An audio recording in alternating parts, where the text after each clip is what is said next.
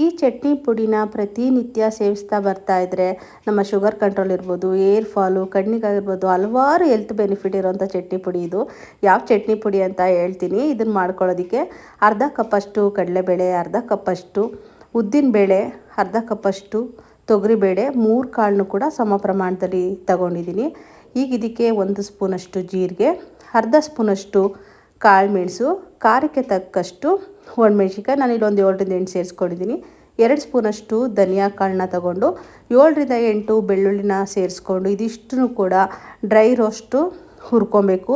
Medium ಫ್ಲೇಮಲ್ಲಿ ಪ್ರತಿಯೊಂದು ಕಾಳು ಕೂಡ ಹದವಾಗಿ ಫ್ರೈ ಆಗೋ ಥರ ಹುರ್ಕೊಬೇಕು. ಯಾವುದು ಕೂಡ ಸೀದೋಗ್ದೇ ಥರ ನೋಡಿಕೊಂಡು 3 ಕೂಡ ಹದವಾಗಿ ಹುರ್ಕೊಂಡಾದ್ಮೇಲೆ 1 ನೆಲ್ಲಿಕಾಯಿ ಗಾತ್ರದಷ್ಟು ಹುಣಸೆಹಣ್ಣ ಸೇರಿಸಿ ಮಿಕ್ಸ್ ಮಾಡಿ ಫುಲ್ಲು ಕಂಪ್ಲೀಟು ತಣ್ಣಗಾಗೋದಕ್ಕೆ ಬಿಟ್ಬಿಡಬೇಕು. ಇದು ತಣ್ಣಗಾದ್ಮೇಲೆ ಮತ್ತು ಇದನ್ನು ಮಿಕ್ಸಿ ಜಾರ್ಗೆ ಸೇರಿಸ್ಕೊಂಡು ಪೌಡ್ರ್ ಮಾಡ್ಕೋಬೇಕಾಗುತ್ತೆ.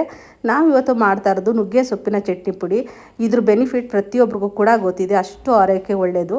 ನಾವೀಗ ಹುರಿದಿಟ್ಕೊಂಡಿರೋ ಕಾಳನ್ನೆಲ್ಲ ಮೊದಲು ಪೌಡ್ರ್ ಮಾಡಿಕೊಂಡು ಇದಕ್ಕೆ 1/4 ಸ್ಪೂನಷ್ಟು ಹಿಂಗನ್ನ ಸೇರಿಸ್ಕೊಂಡು ರುಚಿಗೆ ತಕ್ಕಷ್ಟು ಉಪ್ಪನ್ನ ಹಾಕಿ ನುಗ್ಗೆ ಸೊಪ್ಪನ್ನ ಏನು ತೊಳೆದು ಬಿಸಿಲಲ್ಲಿ ಒಣಸಿಟ್ಕೊಂಡಿದೆ ಅದನ್ನು ಕೂಡ ಸೇರಿಸ್ಕೊಂಡು ಇದಿಷ್ಟನ್ನು ಕೂಡ ಪೌಡ್ರ್ ಮಾಡ್ಕೊಳ್ಳೋದು. ಇದಿಷ್ಟು ಪೌಡ್ರ್ ಮಾಡಿಕೊಂಡು ಸ್ಟೋರ್ ಮಾಡಿಕೊಂಡ್ರೆ 2ರಿಂದ 3 ತಿಂಗಳು ಬಳಸ್ಬೋದು. ಬಿಸಿ ಅನ್ನ ಚಪಾತಿ ಜೊತೆ ತುಂಬ ರುಚಿಯಾಗಿರೋಂಥ ನುಗ್ಗೆ ಸೊಪ್ಪಿನ ಚಟ್ನಿ ಪುಡಿ ಟ್ರೈ ಮಾಡಿ.